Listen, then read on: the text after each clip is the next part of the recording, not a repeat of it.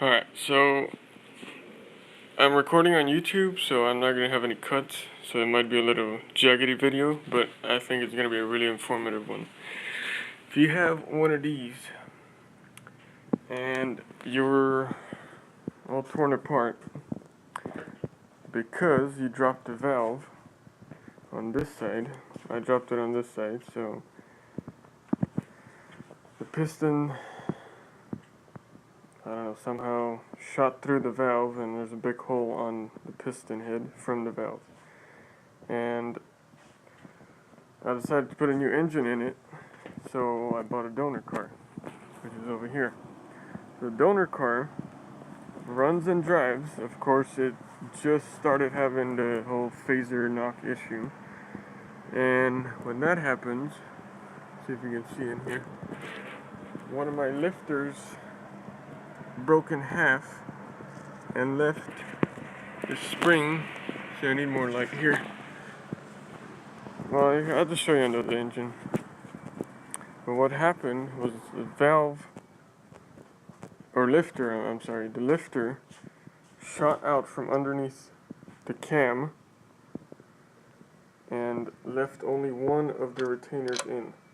So it's holding on by a hair before the valve, like, it was about to fall. So I got lucky with that other donor car. So I got to change out not one of them, but both of the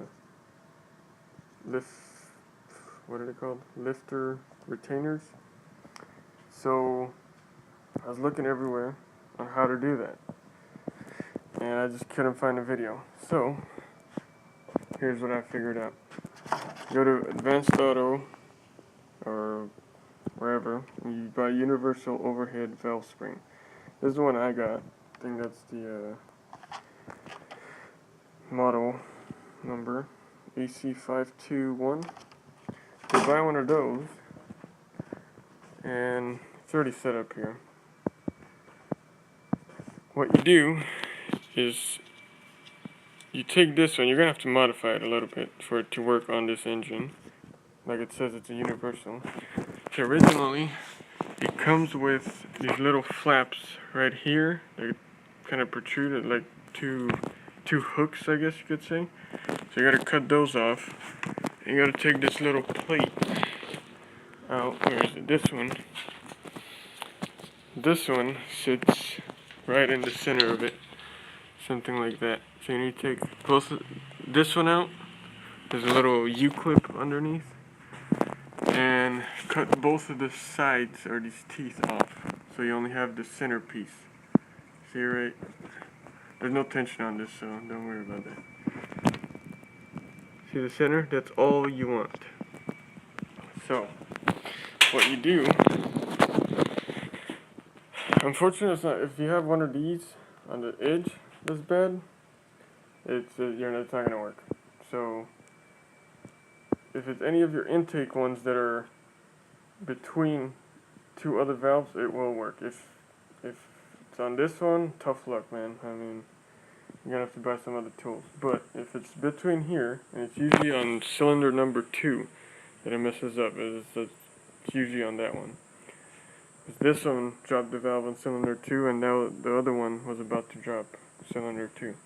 So, what you do, you come in here, you take the teeth, and you put it on two separate or opposing side intake springs. You hook it on. You gotta go from the top down and kind of hold it while you're tightening it. And this is already seated, so it's really on the spring there. Let me see, where's my light?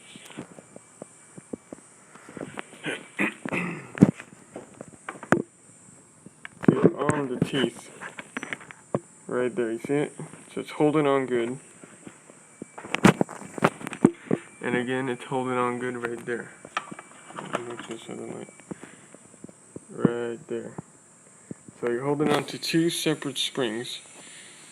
And you put this one in here. And that way, you just turn it.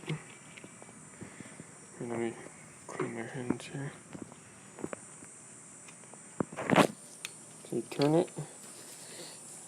Try to center the two, which is kind of going to be hard, honestly. So it's kind of holding on both sides. But if it doesn't, that's fine. So, usually you have to put pressure in the cylinder to hold up the valve. I understand. I don't have that. So, I'm taking a risk with this one by pushing it down without any pressure. This is a junk engine, so I've just been testing with it. So I can do it on the other donor car. So, come over here. Gotta use a rack because this shit's like digging into my hands. So, keep turning it. Might be a little hard to see, but just turn it. And as you can tell, it's pushing, well, you might not be able to tell, but it's pushing down on one of the valves. So, see one of the teeth slipped off? You actually want that to happen, because that will wedge the valve to that retainer clip and hold the valve in place without pushing it down and falling through once you take the keepers out. That's what they're called, keepers. So keep turning. It might look sketchy, and it probably is, but it works. So you can't tell me shit. Just keep going. Right there. So, that little pop you heard was the keeper coming out past the that retainer, the spring retaining. So now you can take the keeper out with a little magnet. I just have one of these little. See, they come off. You can put it back the same way. Then take the other side off. You just spin it around. Here, let me, for demonstration purposes. If I'd have more light, that'd be nice. But you take it, spin it around a little more, just like so. Let's see, focus a little better. You pop that one out, and you have both keepers out, as you can tell, and the valve is still in place, and the valve ain't going anywhere because it's wedged. So it's probably not the best way to do it, because you could bend the valve. That is true, but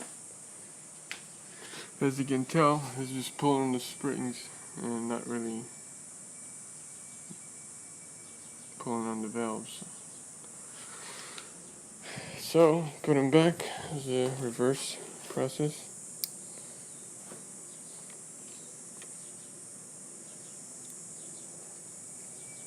It's kind of hard doing it with one hand. So you want the flared out part going up. And focus. Alright, it won't focus, but it goes upward. Right there, you can see it. That goes on here. Granted, I'm working through the camera lens, so it's not the easiest thing. Right there. Oh, well, you need two hands. So you put it on, see how it flicks on?